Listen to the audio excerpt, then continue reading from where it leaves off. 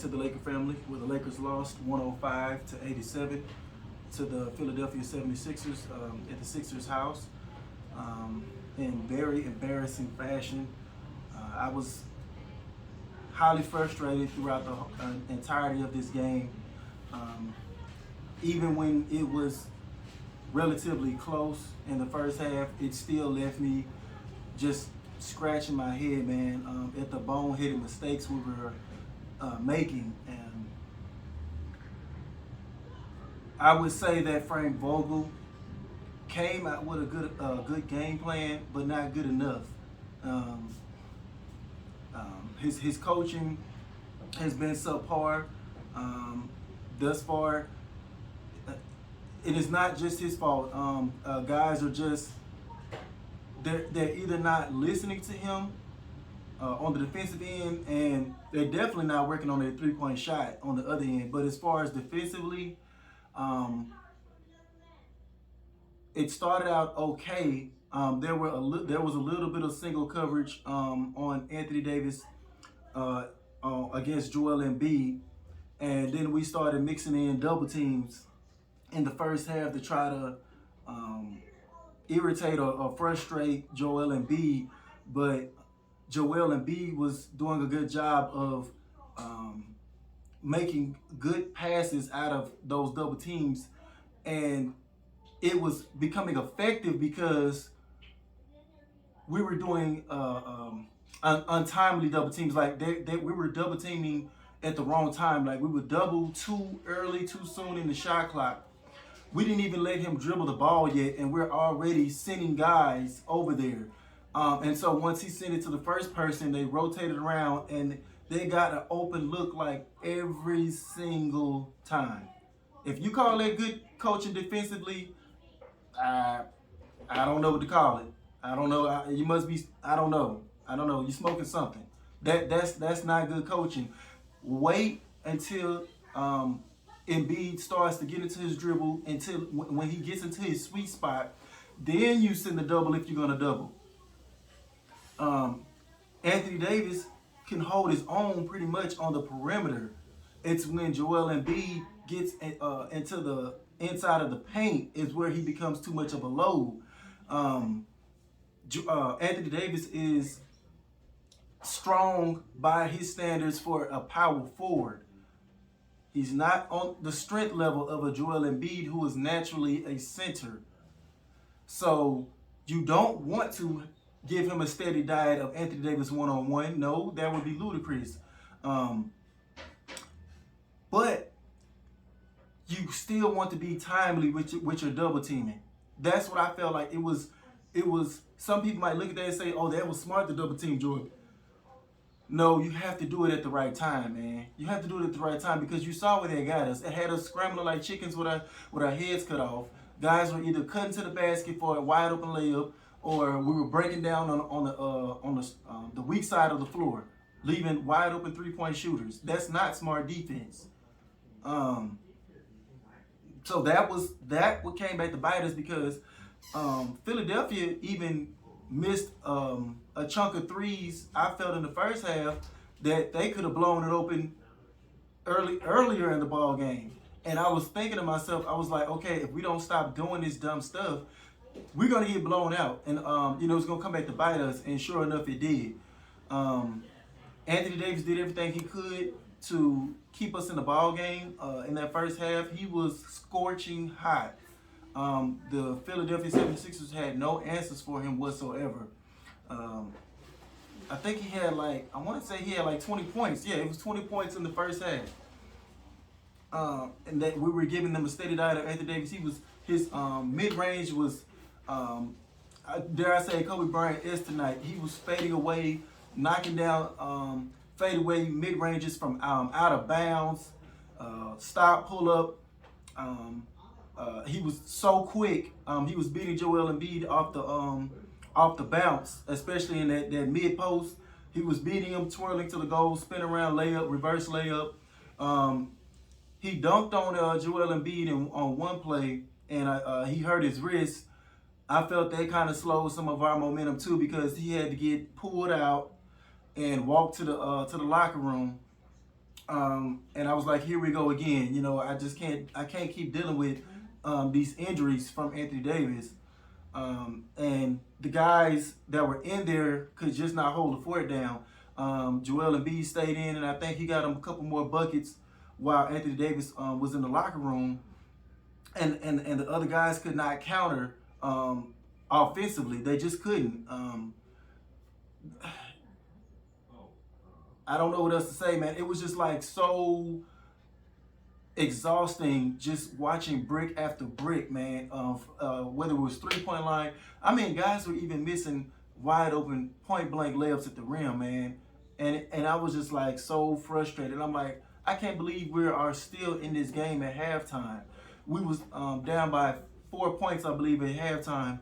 I'm like, we really should have got blown out before that, you know, but it didn't take long. It didn't take long. Third quarter came around, and we just completely laid an egg.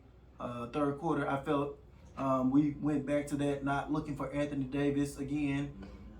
Now, he did try to look for his teammates like Embiid was doing. All the difference was our teammates wasn't coming through for Anthony Davis.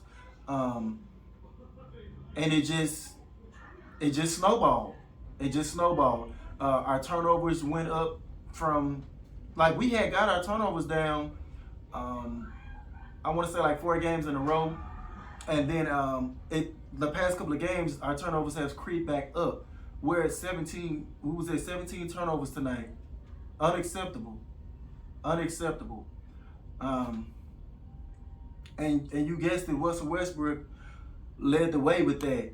Now, he had 6 turnovers. He shot better than what I thought he did, because I thought he was shooting poor when I was watching the game. He shot 9 of 15 and got 20 points and shot 2 of 3 from 3-point range.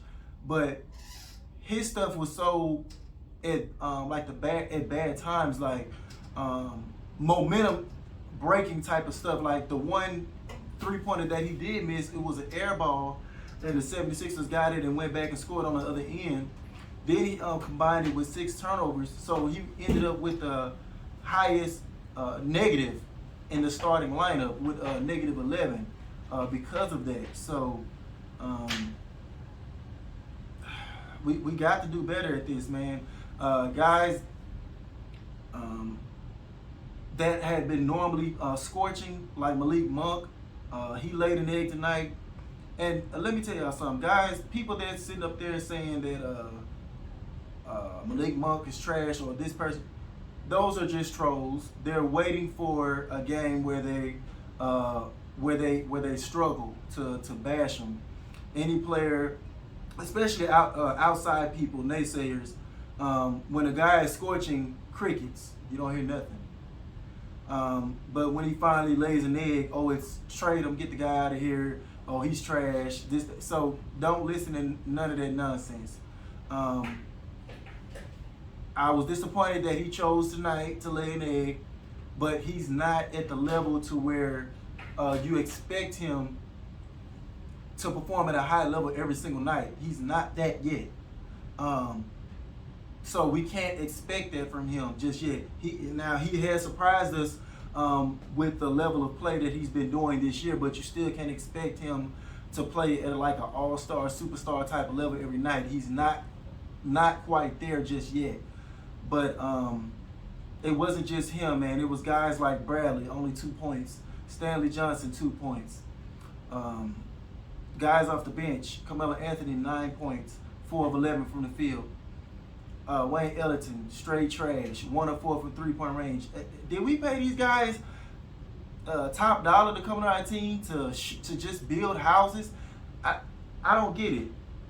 And Danny Green is an example of what I always talk about. They come to our team and forget how to shoot, but when they go to another team, they want to just drill our lights out. Danny Green just came out and just was drilling our lights out.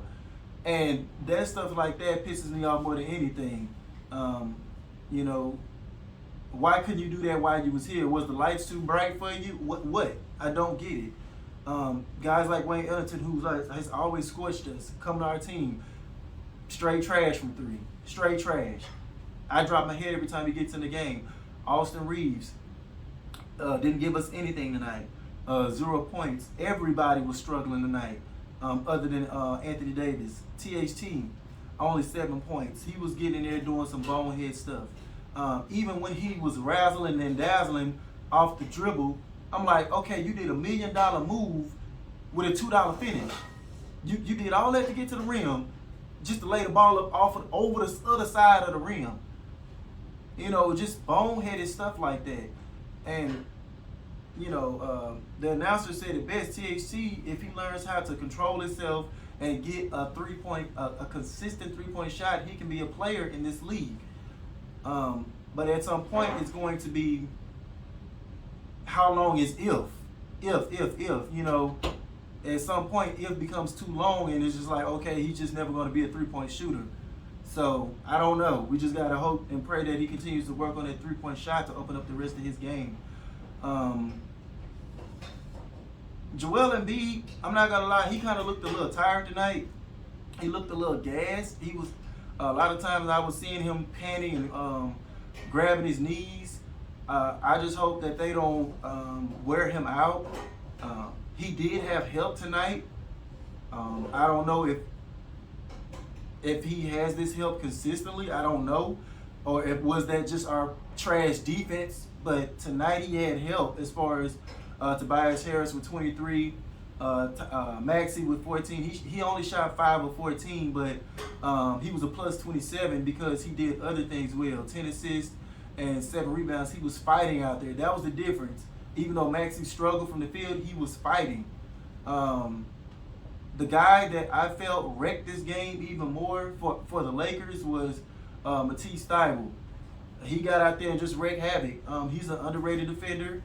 I mean, he went out there and just stopped momentum. He killed momentum for us like so many times. Where we thought we was gonna have a chance to come back, he was like, nope. He stole the ball like twice in a row.